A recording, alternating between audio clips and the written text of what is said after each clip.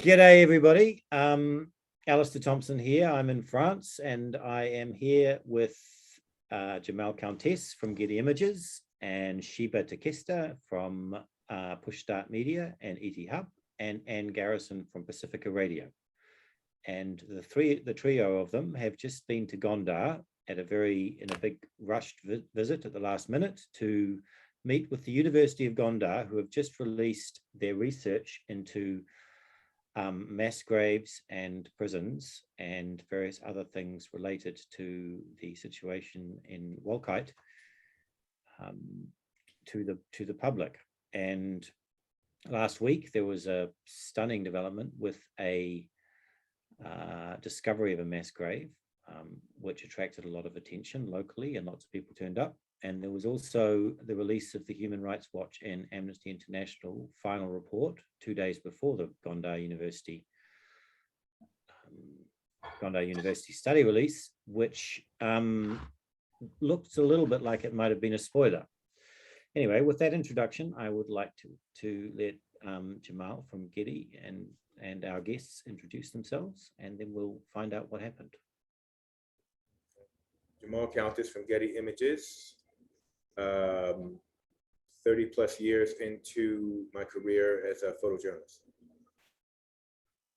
All right, and I'm Sheba Tekeste from Push Start Media. I joined Jemal Countess and Ann Garrison on this journey. I'm here on personal independent quest to discover and report what's really happening on the ground. That's it.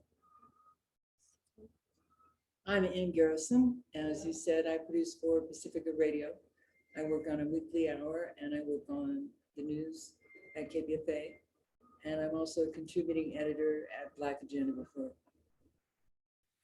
Well, thank you. So if you could just start by briefly explaining the background to your trip to Gondar. Okay. We wanted to go to Gondar because we wanted to actually explore the situation around Welkait. There's a lot of propaganda and a lot of false information around the history of Welkait, the whole fact that it's being called Western Tigray when it has been traditionally part of the Amhara region for almost 1,000 years, if not more. And this is a fact that's being withheld, I believe, intentionally by media agents and the Western political establishment to try to garner support for intervention and regime change and to revive or resuscitate the TPLF. Thank you. Yes, and just to add to that, Alastair, there are two bills in the US, HR 6600 and S3199, that are aiming to impose sanctions on Ethiopia for various reasons. And one of the things that it asks is for independent investigations. A lot of the terms and conditions and narrative in these resolutions paint a picture of the issues in Ethiopia being specifically around Tigray and the victims being Tigrayan. And while that's the case with the conflict, there are victims. The population in Amhara, the population in Afar and others have not been properly accounted for. And there's incorrect terms used, as in Western Tigray, which is Welkait, Tekeste, Humera, which are all Amhara land and have been historically. So there's that bit of information that we also wanted to discover as part of our quest. So thank you. There's also a lot of pressure to return Western Tigray, as they call it, back to TPLF as part of the negotiations. And there is a lot of anxiety in Ethiopia about the prospect of that. So what I would really like to explain is basically what happened in terms of you arrived in Gondar 4 days ago. What did you do? Like, just tell us the story of basically this incredible journey that you guys have just been on. Well, we landed in Gondar, and we touched base with the research team, people that we've been in touch with. We gathered information, had a meeting where we took notes, basically interviewed 2 members of the research team, and just on the spot decided, okay, we've established it, we've gathered enough information, and just did a Patton-esque maneuver and went north, straight to the first town, which was, would it be Adrament? Right? Dajana. Dejana. We went to Dejana to visit the site of one of many torture complexes that were in that region. The torture prisons, or I'll call them elimination camps, were basically constructed around natural rock formations on the edges of cliffs, on the valley edges, throughout this particular part of Welkait. And which is what, so Jemal, that's it's quite a mountainous area of Welkait, which is largely flat from what I can gather. It's not all mountainous. No, So the area, it's pretty rough terrain. I mean, the valley floors are flat, but then it's like, it seems like you have a lot of cliffs and mountains that rise up from the valley floors and around the riverbeds. okay. Actually, you know, regrettably affords you some pretty horrendous circumstances in a matter of how you put people to death and how you end life by simply throwing people off of cliffs if they refuse to renounce their Amhara ethnicity and accept a Tigrayan identity.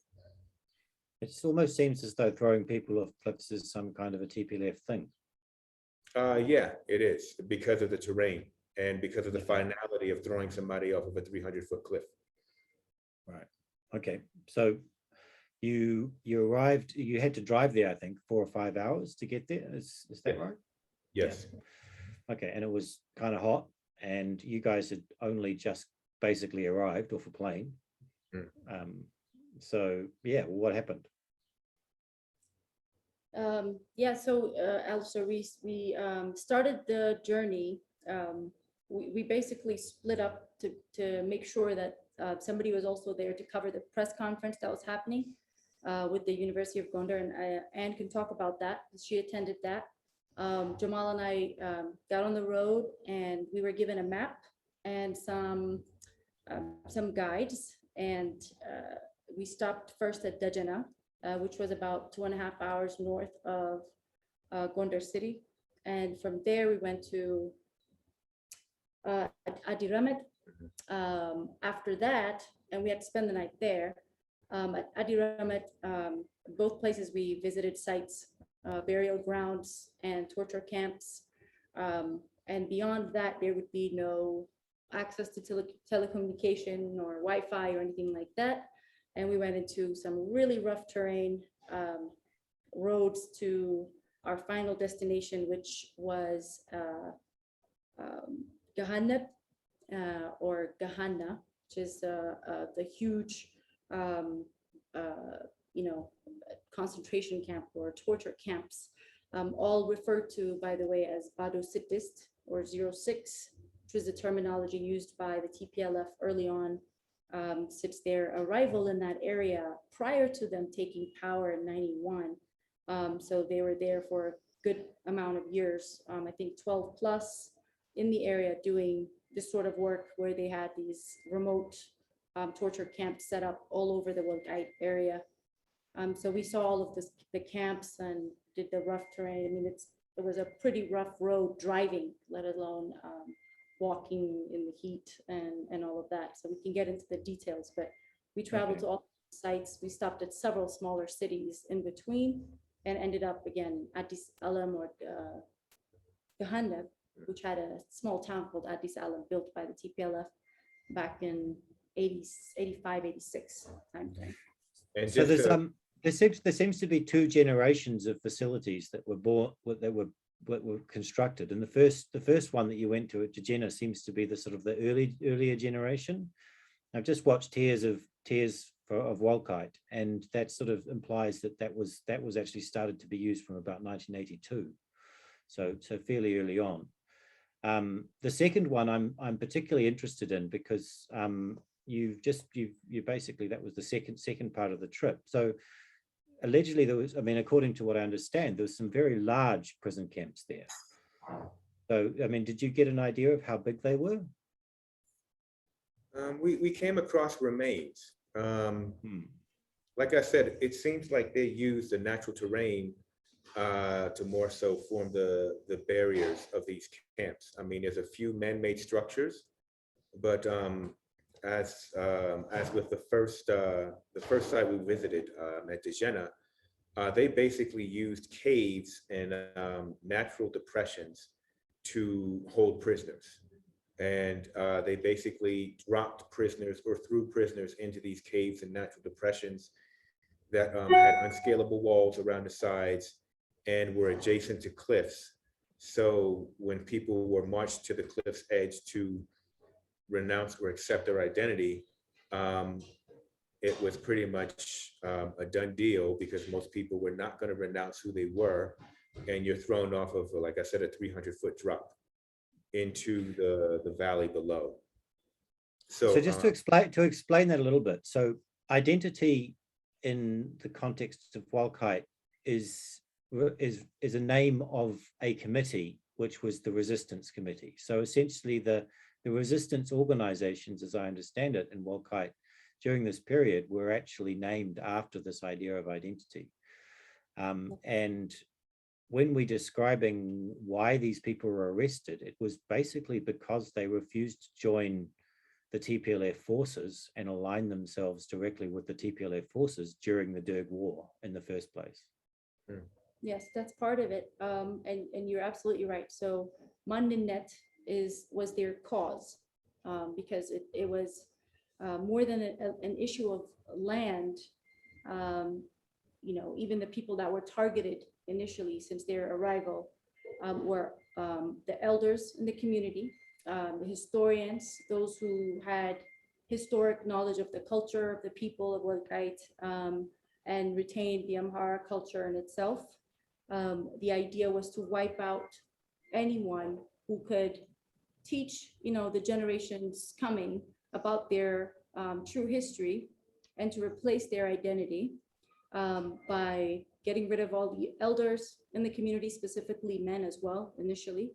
And then, you know, teaching everybody to, well, first forcing people to accept that they're Tigrayan and to replace the culture, including the language of the land, into Tigrayan. So some of the ways they did that is people who spoke Amharic would be targeted, tortured, killed, disappeared. People playing Amharic music in the same way. In the younger generation since, so this is 30 plus years or 3 decades of this kind of cultural ethnic cleansing that's been going on, they would only be allowed to speak in Tigrinya. And part of these committees that you mentioned, a gentleman who is now the ward leader in Welkait, when we spoke to him, he described how, and he was born, you know, early 80s, I think, actually early 90s, I'm sorry.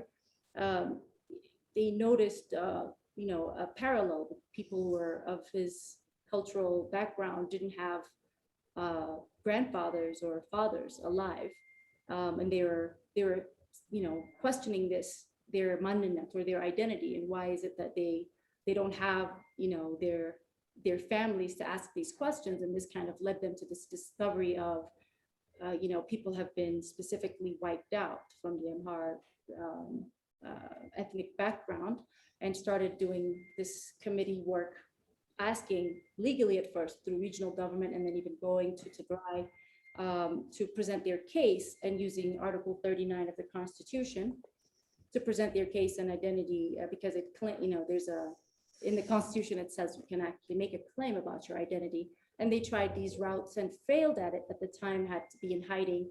So they continued with, so that idea of identity as being their cause is still relevant. So this person you're describing, this is one of the researchers who was traveling with you? No, he's actually a ward leader who is from the community. And he was a guide and showing us all the different sites and gave us a lot of the historic background, but he's from university. So a couple of the people that you traveled with and were with at these sites were in fact people who had worked there and been incarcerated there, as I understand it as well. So at Degena, you were with a witness who we saw video of, and could you just talk a little bit about those two people? Sure. At Degena, there was one of the guides there with us, showed us the sites where people who were, imprisoned there in the past had found, or just basically pointed to where these caves, they're really like caves and manholes that are created like in the side, like Jemal mentioned, in the side of mountains, and the bottom of cliffs, you can still find remains. The really significant part is people were left dead in various places and were not allowed to be buried. So if you knew of a family member or somebody that you knew that was killed, and you went to try to bury them and give them a proper burial, you would be disappeared as well.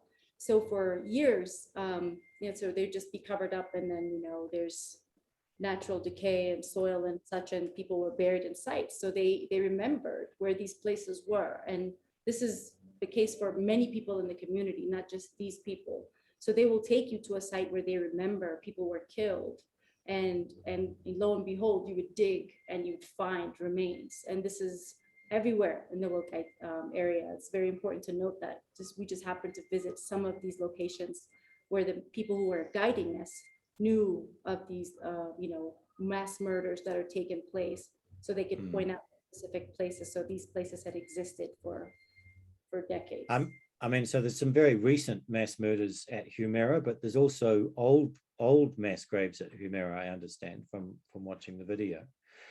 Could I pass on to Anne now, and perhaps she can give us a little bit of an idea of what the findings were that we were seen at the press conference, because I mean, I haven't really heard anything about what the press conference research revealed actually at this point. Well, they've talked about it. Pretty much, they've talked about what it revealed. Let's see, what can I say about this? They discussed their research methods. One was something called the snowball technique, which I've never heard of. I asked him, and it means you find one piece of information and you see if you can go from one piece of information to another, and then to another, and then to another. There were about a dozen video cameras there. There wasn't a large crowd, but there were about a dozen video cameras from various outlets, including Al Jazeera. Though I haven't seen Al Jazeera report on it yet. I'll be surprised and pleased if they actually do. After the press conference, there was a second press conference with Dina Mufti, who seems to be a spokesperson for the foreign ministry, for the Ethiopian foreign ministry. And all the cameras gathered around him and were very interested. And he spoke to what was revealed in the press conference, and he invited other people to he said that other people should come and conduct their own investigations, as Jemal and Sheba did. And he said, including Tigrayans. I think that his presence and his remarks in the press conference definitely upped the visibility and the significance of the event. He also spoke about Ethiopia's close relationship with Eritrea at the moment, and maybe more than the moment, and about securing the release of some prisoners, Ethiopian prisoners who had been in Dubai.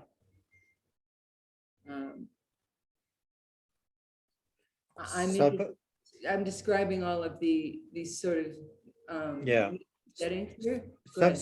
I've got a question. So the headlines that have come out of the press conference mainly relate to this 59,000 deaths figure. So what did they say about that? I mean, how did they quantify that, and what did they say to justify that figure? Well, it was 33 years, talking about 1985 to 2018, I believe.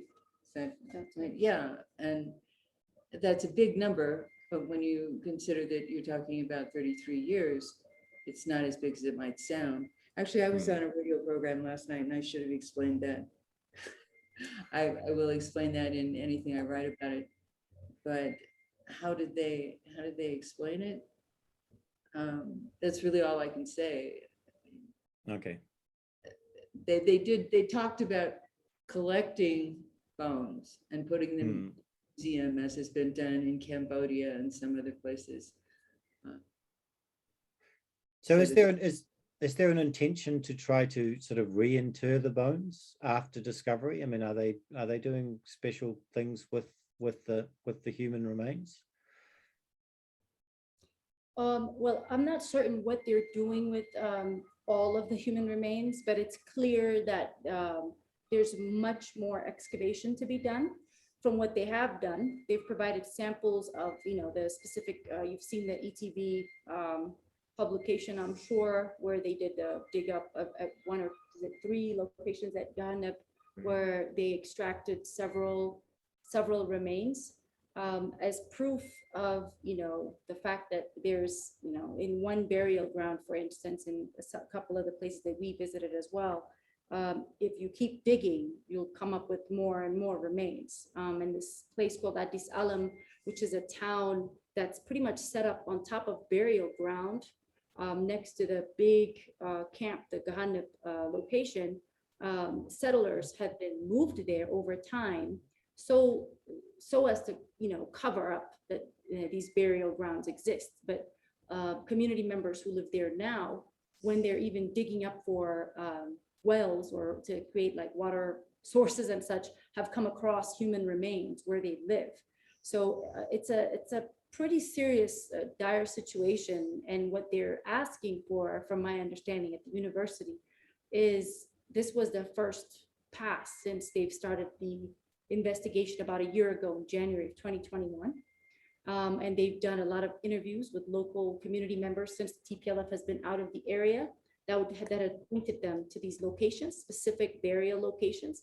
And now that they have come across enough of this, they've invited media, government, outside of just regional, federal government as well, to come and bear witness and also open up a larger investigation of the entire area, because from their estimations, it seems that, a huge number of the population, and they estimated something around 19%, right, of the missing community members from Wolkayit in that area over these years may have been victims of these disappearings. So Jemal, you've been visiting Welkait for some time now. I think this must be the third or fourth time you've been there, because you actually were there quite soon after the Maikadram massacre, I think. Could you tell us? Yes, a couple months after the massacre, I went to Maikadra in Humera. And ironically, you have to pass through Dansha to get to Maikadra in Humera. I've been meaning to go back to do a follow-up with the widows of Maikadra, because I think it'll be easier for people to understand what it is to see several hundred women with short hair, because women shave their heads when they lose a loved one and are in mourning. So when I went to Maikadra the first time, it almost looks like some type of like fashion trend, but like all of these young women have very short hair. And when you talk to them, you discover that their husbands had been murdered by the Samri and TPLF cadre during the attacks of the 9th and the 10th, which needs to be clarified that those killings actually started a few days earlier. They coincided with the Northern Command attacks with the day laborers who were on the outer farms, who started to be killed like on the 4th, 5th, and 6th. Right. So one of the things which is most shocking to me in the Amnesty report is the way they have chosen the number of 200 deaths in the Maikadram massacre, which just seems, there is a list of victims, which has 1,500 names on it. And they chose the number of 200. I mean, there's another very low number of 229, which seems to have come from some police investigation or something. But I mean, that just, it strikes me as it's like gaslighting of the people to say, we don't believe you that your relatives were killed in this. We don't believe you that your sons and your children and your brothers and your relatives have vanished over this period of time. And the other thing too about that part of the report is that it seems to have been almost entirely based on interviews with people in Sudan. And they were they were the actual killers. They were the people, like every interview that I conducted that day, and I actually excluded the Kebberly head, the mayor, and a few other people. Every interview said that those guys were trucked into the region starting like a couple of days to weeks before, given the killing materials by some of the retired TPLF generals who owned those farms, and then just told to go to work after the Northern Command attack started. And then they left and they went to Sudan. And when you see the early pictures of these refugee camps in Sudan, you see a lot of people hiding their faces behind plates. And so it's like, well, why would a refugee, hide his face, especially a young, able-bodied 20-something, well in shape young man? So there were a lot of like inconsistencies. There were a lot of like red flags that people who were familiar with the region would have picked up on. And it's just a shame that the West either provided or sent in their most inexperienced voices, or were completely complicit with this whole coup, which is exactly what it was. It was a coup, basically, and it involved that one final push to ethnically cleanse Wolkayit. Well, I mean, I think one of the great tragedies here is we have massacres being committed in the 1980s, and we have massacres being committed here on an organized basis in 2021. I mean, there is an arc of 40 years there of organized killing of people in their own homeland. I mean, I just find this shocking beyond belief. So I mean, Jemal, you could tell us a little bit more perhaps about your interaction with Gondar University too. So, because you've been working with them for some time too, I understand.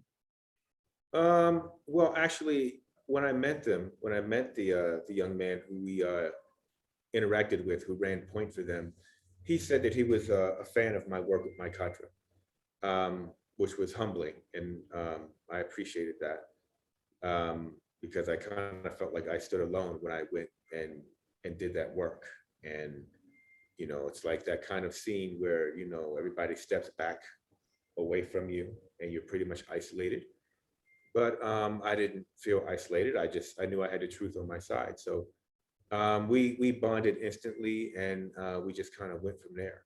And I think he knew, based upon my previous work, that I was just about truth, period. Wherever it led me, wherever it led to, regardless of whose toes got stepped on, it's just about the truth and giving justice to the victims of these crimes, and giving people voice.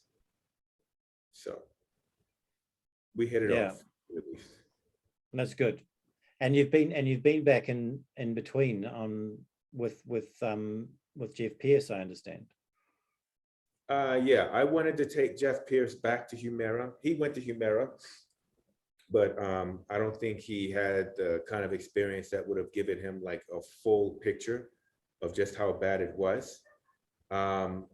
Because in Humera, there was a massive mass grave that was dug beforehand with the intention of burying a lot of Amhara in that grave, like a huge grave, like something that would have fit like several hundred people easily.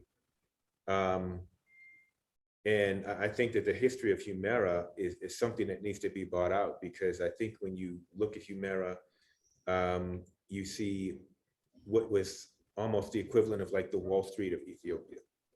You know, it was a humongous financial center. It was, a trading center where people spoke Tigrinya, Hebrew, Arabic, Amharic, and other dialects that reflected trade within the Horn in Africa and even the Middle East.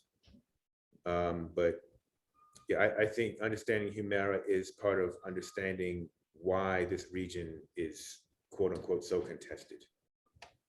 Well, within the context of the public stories about Humera that Westerners will be familiar with, Humera has come up on two notable occasions as a result of, well, three actually, of stories basically being spread by the TPLF and publicized in the first place by the Telegraph and Nima El Bagir, and then in the second instance by Lucy Casa and Nima El Bagir, and in the third case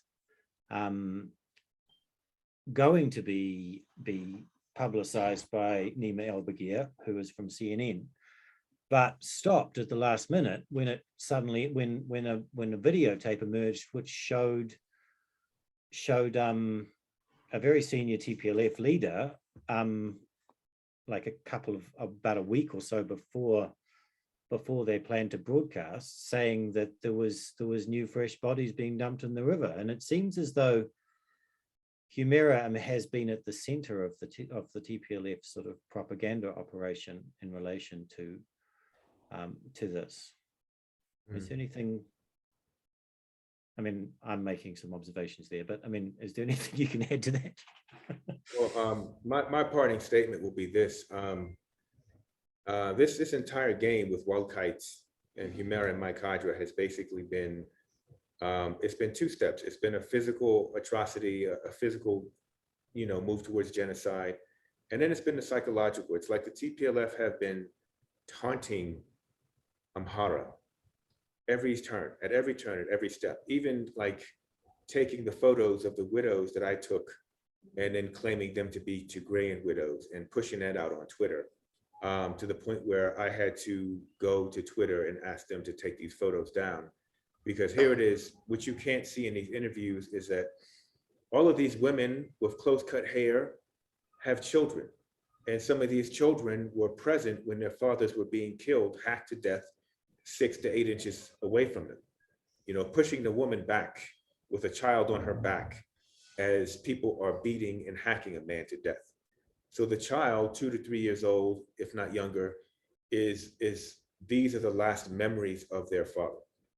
So that's one thing. Then you have the gaslighting and, oh, these are Tigrayan victims. Then you have Blinken and company saying, well, this is Western Tigray and this needs to go back to the TPLF, to the Tigrayans. And, the deaths of these people and these, a couple thousand or maybe 1,000 widows or whatever the number is inconsequential. But every step of the way, they've just been like the devil, as some people call them. They just laugh at pain and laugh at Amhara misery. And, it's kind of the sickest thing you could imagine. Yeah. So one of the people that I think we all know quite well, those who've been following this story, Professor. Can you hear me? Alastair, hold on. I just wanted to add something very significant to what Jemal just said. Part of the most significant thing to remember is that survivors of these massacres, the ones from 2021, are there. I don't know if there's anything more believable than somebody who was actually in these places when the massacres were happening and have survived. Yes, the children and some of the women, like Jemal described, they've given their account, and there's others who laid, as if they were dead and survived and are here to tell the stories, and their stories have not been reflected by Nima El Bagir or any of these other outlets that have spoken about these massacres. And it's disgraceful because they're there to tell their stories.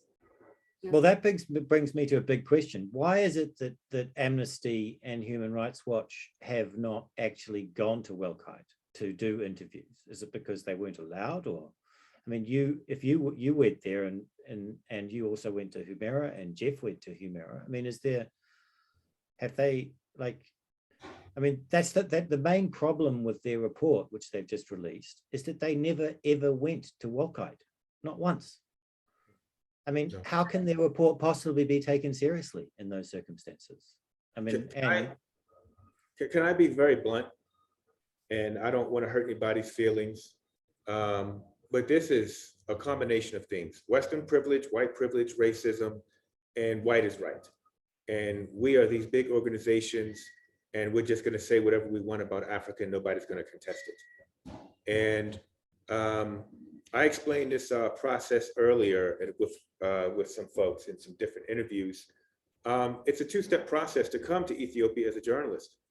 You go to the Ethiopian embassy, you correspond with them, you apply for a journalist visa, you speak to the Ministry of Foreign Affairs, you speak to the Ministry of Broadcast, once you get here, you spend half a day getting your paperwork, and you go out into the field. And that's it. The thing is that Ethiopia has been burned by a bunch of deeply sinister, amoral individuals who just want to come. They want a trip to Africa, they want some exotic photos for their portfolio, and they're not interested in Ethiopian people, justice, right reporting, right anything. And then there is the other option, which I kind of lean towards, is like there are people who are agents of regime change. There's a very, very qualified photographer here, Mulugeta Ayim, who worked alongside me at the ET 302 crash site. He was a World Press finalist. He did everything for AP. Once this war started, up until today, he's done, I think, 3 assignments in a year and a half.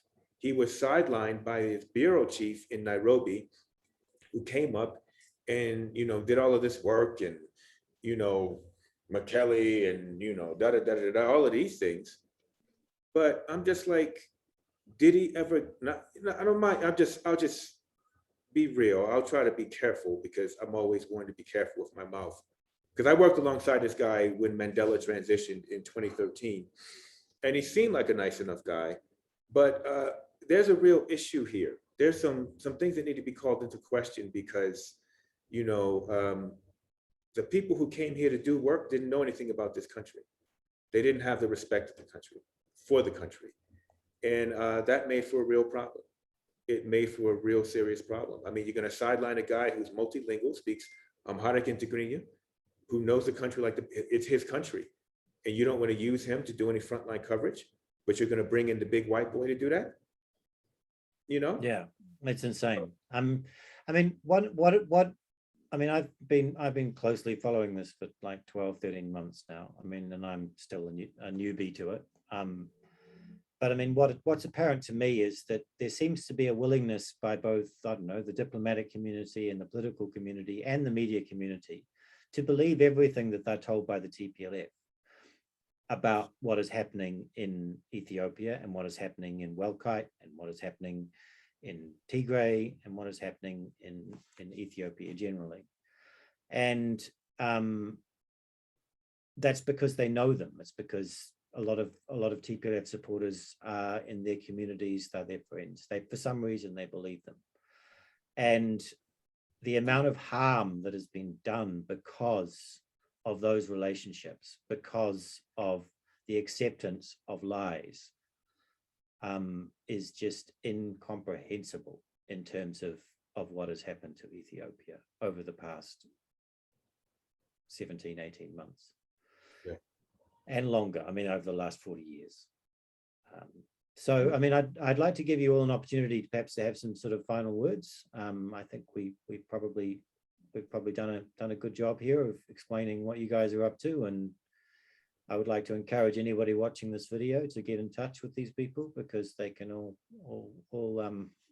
come on and tell experiences. These are our first Western eyewitnesses of these events, which have been really quite momentous inside Ethiopia over the last week and a half. So yeah, thank you very much for coming on, and any last words? I wanted to respond to what you said about Human Rights Watch and Amnesty International. Mhm. I've given quite a bit of thought and study to these organizations, and they more often than not serve as arms of the US State Department, the US Foreign Policy Establishment. So it's not really rational to expect anything else from them. However, they can be pushed. Within the past year, they made a 180-degree turn with regard to Palestine. And I had a conversation with Norman Finkelstein about that. And he said that, at least for the moment, then Human Rights Watch and Amnesty International were more radical than he was on the issue. And he explained why that had happened, having to do with Black Lives Matter, Donald Trump being chummy with Netanyahu, and the liberal Jewish donor base of Human Rights Watch. And we were talking particularly about Human Rights Watch, which changed its mind to some degree about Palestine as a result of all those events. So I asked, well, what could change those institutions and the broader public who know nothing about Ethiopia? Like last night, I was on an interview on KPFA, and of course, it started with the question, tell us about this, give us a little context. We don't know anything about it. And so I emphasize trying to do that, trying to figure out how to explain what I'm able to do.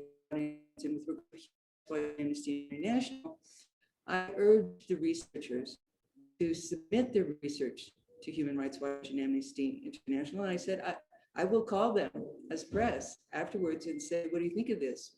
Are you going to respond? And if they don't respond, or they just dismiss it, then that should be part of the historical record, because there will be a historical record about this. It's being created right now. Thank you, Anne. I saw that.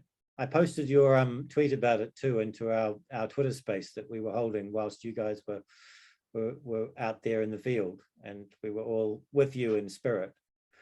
So Sheba and Jemal, please let us know last thoughts. Jemal, you're about to get on a plane. Sheba, I'm kind of hoping I might be able to see you over there if I'm lucky before you leave. Yeah, sure. I just, thank you, Alastair, for doing this interview. I think that independent journalism and folks who've actually taken the time to study and understand the complexities of what's happening is the only way that we're going to get the real stories out there. At this point, from where I'm sitting, I'm quite disillusioned about mainstream media's take on things, because it's not slightly different. It's mostly the exact opposite of the truth is what's reflected. And as I said early on, part of my mission for being here is we've had information, we've had the truth, but nobody to believe us. Fighting this from a advocacy standpoint, from a policy standpoint in the US where I live, and being on the ground and seeing it for yourself, hearing the people's stories, we're still here to tell it. This is what, you would call undeniable truth. And yet still, as we're here, and as Jemal and I were, climbing mountains in the heat and taking pictures and videos and going through some of the most excruciating things and some of the most disturbing things, by the time we come up to get Wi-Fi, we're seeing Human Rights Watch and Amnesty reporting the exact opposite of what we were seeing with our own eyes. So I don't know if I have faith in, in writing them reports, but I hope that, journalists like Anne and whomever challenging them and saying, did you get this report and study, and seeing what they do, I hope that helps. I hope that changes their conscience and their moral standpoint. But at this point, I think the truth is where you're standing. So that's what I'll add. Thank you, Sheba. Now, Jemal, you've got a lot of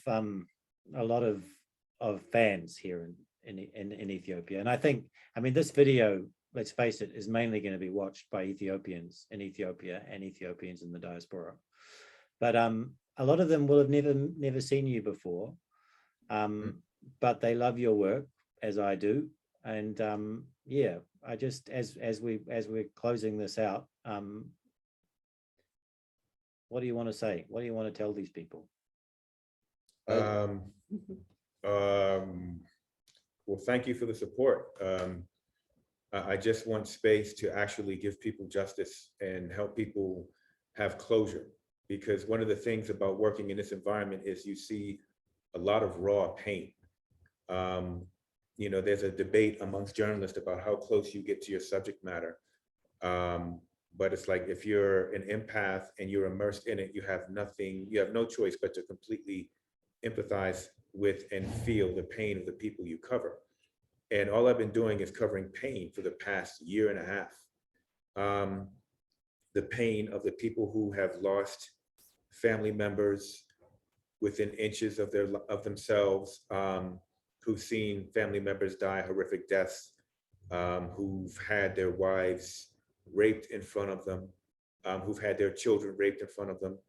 And then there's also the psychological pain of having, you know, our congressional leaders pull up to the Capitol steps every day in nice black SUVs and make decisions about people's lives that are so deeply disconnected and arrogant and aloof and evil.